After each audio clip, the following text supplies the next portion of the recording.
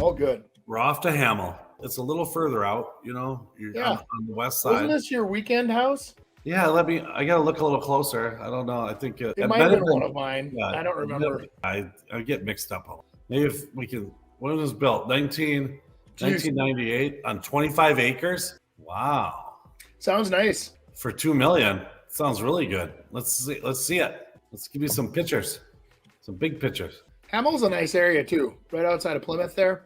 And it's not that dated either for a 1998. Well, that's that Brazilian cherry wood. Remember that? Yeah, but that Tiger wood or whatever they called it. Not the golf player, the actual Tiger. All stucco. Ding, ding, ding. Look at 1998 stucco. You never know. You want to make sure. What are the crates there for? You want to do a truss. To protect the trees maybe or the shrubs? No, they're making herbs. That's where they raise their herbs. Well, I'll tell you one thing I would tell the sellers to get that out of there for the photo, for your listing photo. 100%. I mean, come on. And the thing is that those landscaping is all nice and done, but yeah, you don't really want those because it's taken away. That's hideous. Yeah, from the stone and everything. It's taken away from it because that's a good. I mean, it's the first thing I looked at. I go, "What's wrong with the front of the house? Are they under construction or what is that?" It's a good looking house. So it tells me that there's ice that comes off the house and hits the shrubs in the front and creates an ice dam. Jeez. Did you see how I picked all that up quick? Yeah, I did. Let's see. You're usually really naughty to these houses.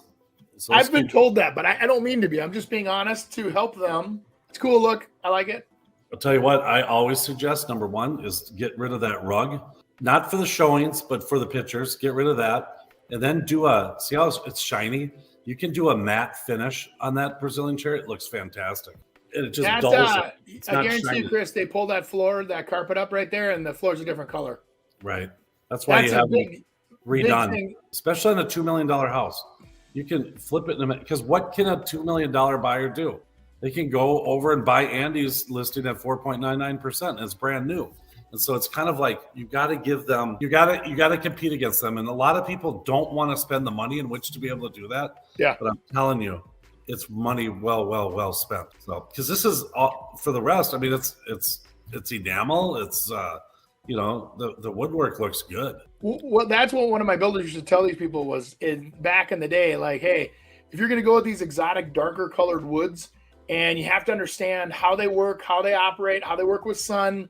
And, some of his advice was really good. Like, hey, the first year that we're there, as much as you can not have rugs out there, let the floors naturally even out so that you don't have that line that's always there. When somebody moves right in the house the first day and it's in the sun all day long every day and the UVs attack that floor, and people don't believe me until you see it. And then you're like, oh, my golly. And when do you usually see it, Andy? At the walkthrough. Years down the road and they go to sell. At the walkthrough before closing. People go in there and see that and freak out. But it does come back. I mean, if you just take that's another tip, by the way. If you have carpets and you're thinking about selling, and let's even say it's, I'm going to sell next spring, get rid of those carpets. And that thing will start coming kind of back together. It's crazy how it works. Well, then honestly, if you're living there and you're not for sale and you get no rugs the first year, let the floor even out, and then move your table every other day, and just keep moving it around, even a couple inches just so you don't have the spots. All right, let's get some more photos here. All right. It's kind of cool. That stone is good. The wood ceiling is good. I mean, the railings are good. I mean, you have to remember this is 1998. Now it does look like you got a few different levels there, which might be something for someone. Let's keep going. It's big and open. A lot of wood ceiling. Did you see that kind of carries throughout the whole main floor? Yeah. Which kind of tones. I like using it as an accent, not as a theme, Yeah, that backsplash is a little annoying, or just a little. I can't tell, but it looks like it's fighting it. Wow, look at that dining room. That's a presidential dining room there, Andy. Yeah, we could get some deals done there. Yeah, I want that as my conference table. You do? Yes, that'd be cool. So the pillars. I mean, the pillars. The Roman style pillars are kind of a little out. But you can redo them. Do something in wood or something. Mm-hmm. That kind of looks cool. Yeah, arches. We struggle with arches nowadays too. Whenever we have an arch in a house, people really pick on it. And it used to be huge. Well, it shows craftsmanship, right? Yeah. What is that thing? A little bar? A little wet bar. You come in and you receive a drink. That's kind of cool. Yeah.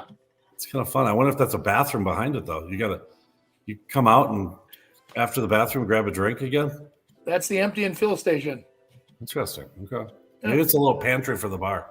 When you replace the windows, if it gets to that point, you definitely want to square them off. Agreed.